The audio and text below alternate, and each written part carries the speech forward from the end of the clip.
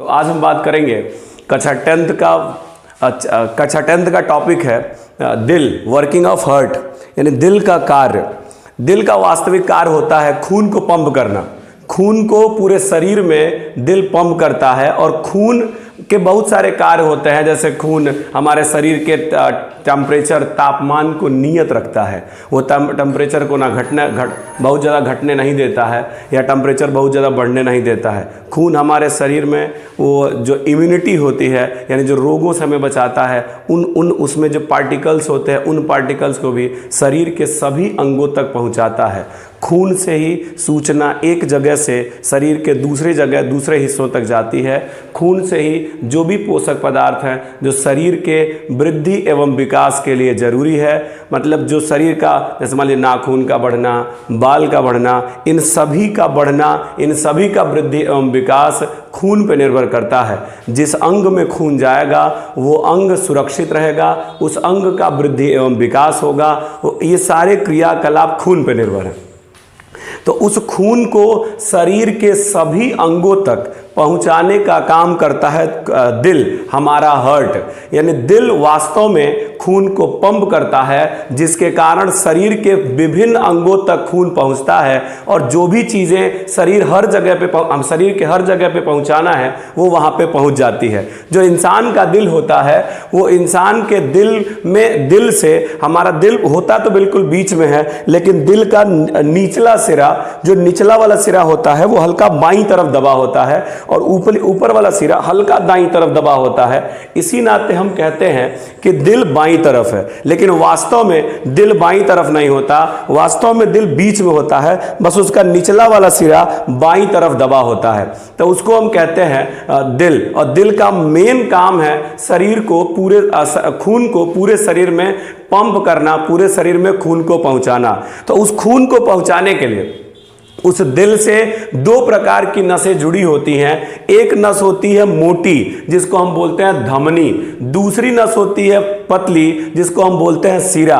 जो मोटी मोटी नसें हैं उनमें जो दिल है हमारा, वो खून को पूरे दबाव लगा करके धड़क के, ऐसे दिल हमारा जब धड़कता है तो प्रेशर लगाता है, तो उस पूरे दबाव से खून को उस धमनी में शरीर के एक जगह से दूसरी जगह तक प्रवाहित करता है, एक जगह से दूसरी जगह तक पहुंचा देगा। ये मोटी मोटी नसें हैं। और फिर जब वो शरीर में एक जगह से दूसरी जगह पहुंच गया तो शरीर में बहुत सारी पतली पतली नसें हैं, जिसको हम सिरा कहते हैं। वो शरीर के विभिन्न अंगों तक पहुंचाती है। जैसे एग्जांपल के तौर पे आप देखेंगे यहाँ एक मोटी नस होगी, इसको हम बोलेंगे धमनी। और जो छोटी छोटी पतली पतली हरी हरी नसें या नीली नीली नसें आपको दिखाई देती हैं, उसको हम बोलते हैं सिरा। तो फिर से मैं बता देता हूं, हमारे जो दिल है वो दिल खून को पूरे शरीर में पंप करता है। इसका मतलब यह है कि खून को पूरे शरीर में पहुंचाता है, जिससे जो भी चीजों की शरीर को आवश्यकता है वो शरीर के हर अंग तक पहुंच जाए। अब उस खून को पहुंचाने के लिए दिल दो प्रकार के नसें जोड़ी गई हैं। कुदरत ने दो प्रकार की नसें जोड़ी हैं। पहली नस बोलते हैं धमनी, जिसमें दिल है जो खून को पंप करके शरीर तक पहुंचाता है। और जो दूसरी नस है वो है सिरा, जो खून को वापिस जो है उस शरीर के विभिन्न अंगों से खून को वापिस जो है दिल तक ले आता है। तो यही क्रिया बार बार, यही प्रोसेस चलती रहती है। दिल से खून धमनी द्वारा शरीर के विभिन्न अंगों तक जाता है, फिर सिरा में प्रवेश करता है। सिरा पतली पतली नसें हैं, उन पतली पतली नसों से खून फिर वापस दिल में आ जाता है। तो और ये बार बार ये क्रिया चलती रहती है। तो आइए फिर हम आगे बढ़ेंगे। तो दिल जो धमनी है, वो जो धमनी खून को ले जाने का काम करती है। अगर उसकी परिभाषा की हम बात करें तो धमनी वो नसें होती हैं, वो रक्त वाहिनियां होती हैं। रक्त वाहिनियों का मतलब होता है कि रक्त का मतलब खून, वाहिनियों का मतलब जिसमें बहती हैं। तो धमनी वो रक्त वाहिनियां होती हैं जो खून को दिल से शरीर के विभिन्न अंगों तक ले जाती हैं। और जो सिराएं होती हैं वो पतली पतली नसें होती हैं जो खून को विभिन्न अंगों से शरीर फिर वापस दिल तक ले आती हैं। उसको बोला जाता है धमनी और उसको बोला जाता है सिरा। अगर हम दिल के स्ट्रक्चर की बात करें, अगर उसको हम उसके आंतरिक स्ट्रक्चर की बात करें, तो जो हमारा दिल है वो कुछ इस तरह दिखाई देता है। ये दिल का आधा हिस्सा है, ये दिल का आधा हिस्सा। नीचे जो होता है दिल का जो निचला वाला हिस्सा है वो निचला वाला हिस्सा ज़्यादा मोटा होता है। मतलब दिल का निचला हिस्सा वाला हिस्सा मजबूत होता है, क्योंकि नीचे में धड़कना होता है, यानी सारा जो जोर है वो नीचे से आता है। तो जहां ज्यादा जोर चाहिए वहां मजबूती ज्यादा होनी चाहिए, तो धड़कता है नीचे, इसी नाते जो दिल का निचला हिस्सा है वो बहुत मजबूत है।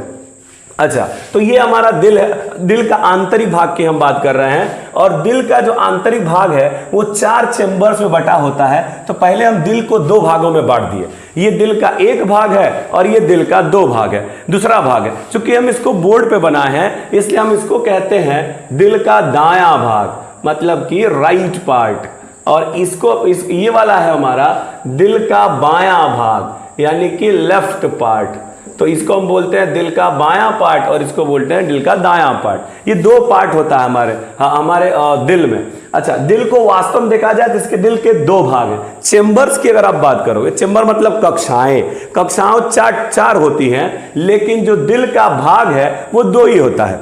ये पहला भाग और ये मान लीजिए दूसरा भाग। तो ये जो दायां भाग है ये अशुद्ध खून के लिए है, दायां भाग अशुद्ध खून के लिए, बायां भाग शुद्ध खून के लिए। अब अशुद्ध खून का मतलब ये नहीं है कि उसमें कचरा बह रहा है। अशुद्ध खून का मतलब होता है कि इसमें ऑक्सीजन नहीं होता है, इसमें कार्बन डाइऑक्साइड होता है। और शुद्ध खून का मतलब होता है कि इसमें ऑक्सीजन होता है और कार्बन डाइऑक्साइड नहीं होता है। तो यही बस शुद्ध और अशुद्ध है। तो जो अशुद्ध खून होता है, वो अशुद्ध खून का जो रंग होता है वो ब्लू कलर होता है, ब्लू।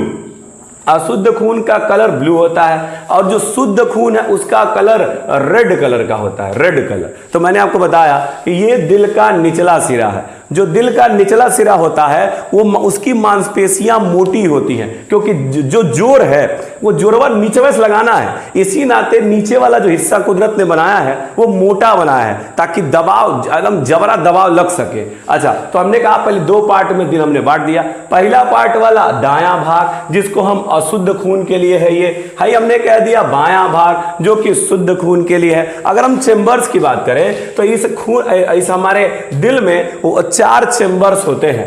4 चेंबर्स में इसको बांटने के लिए ऐसा कपाट लगा होता है। कपाट का मतलब होता है एक ऐसा दरवाजा जो खून को एक तरफ जाने देता है, एक तरफ जाने देगा लेकिन दूसरी तरफ से आने नहीं देगा। ये ऐसे कपाट लगे होते हैं उसमें। ये वाला जो कपाट है वो खून को ऊपर से आने देगा, लेकिन अगर मान लो खून ऊपर चढ़ना चाहेगा तो ये कपाट इसे जाके बंद हो जाएगा।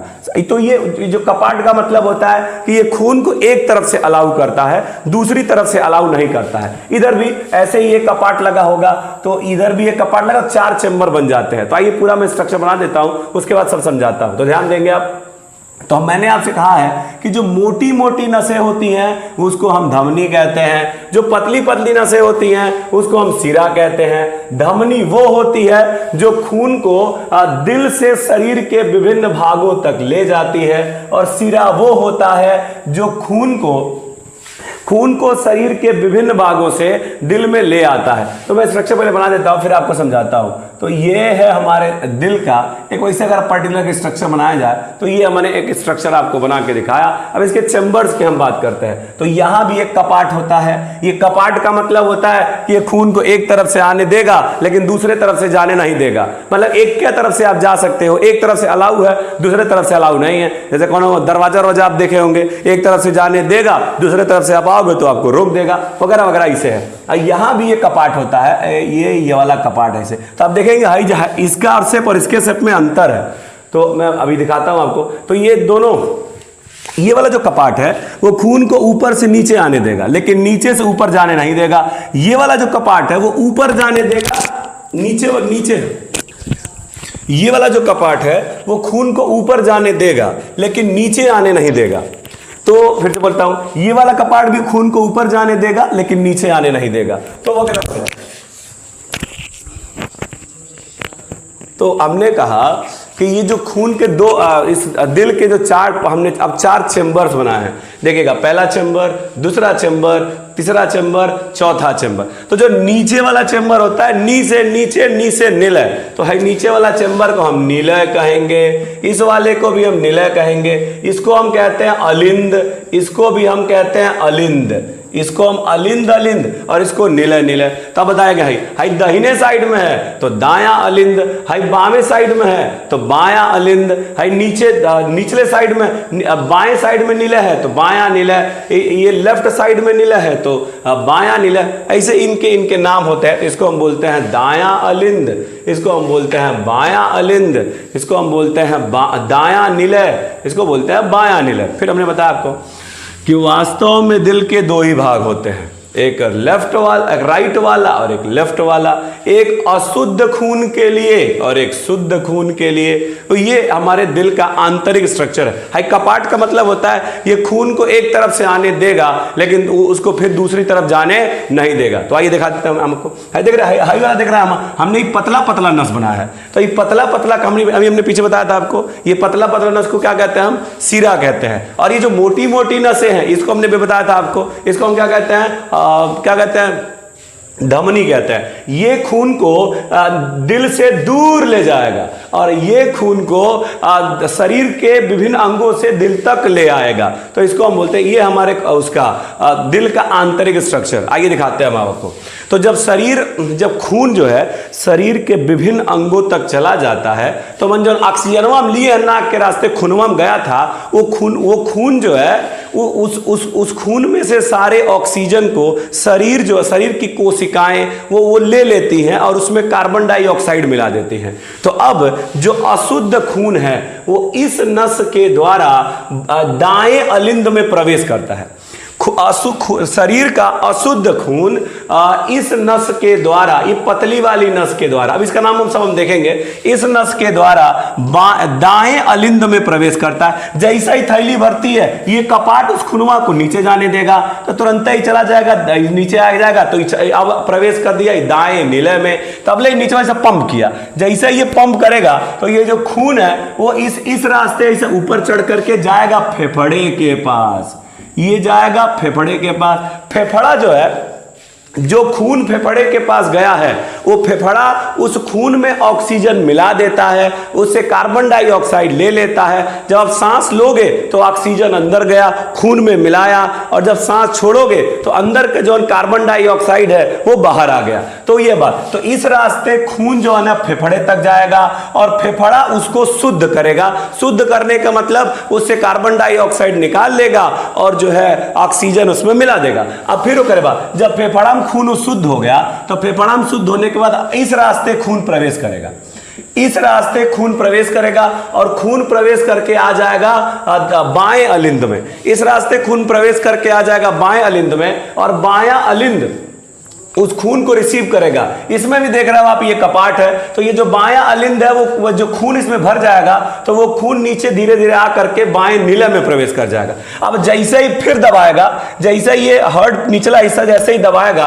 तो ये खून फिर इस रास्ते चढ़ना आरंभ करेगा और इस रास्ते चढ़ करके शरीर के विभिन्न भागों तक पहुंचेगा। और जो भी खून में पोषक पदार्थ है, आपने दवा वगैरह वगैरह खाया है, जो भी आपने खाया है खून बढ़ाने के लिए अलग अलग प्रोटीन वगैरह वगैरह जो खाया है वो शरीर के अलग अलग अंगों तक पहुंचता है। नहीं तो अगर मान लीजिए प्रोटीन हम खा रहे हैं, प्रोटीन जा रहा है पेट में, पेट बड़ा हो जाता है, मसल्स ऐसे रह जाते। वो तो खून है कि शरीर के हर जगह पे पहुंचाता है ताकि हर जगह का ग्रो, हर जगह का विकास एक जैसा ही हो।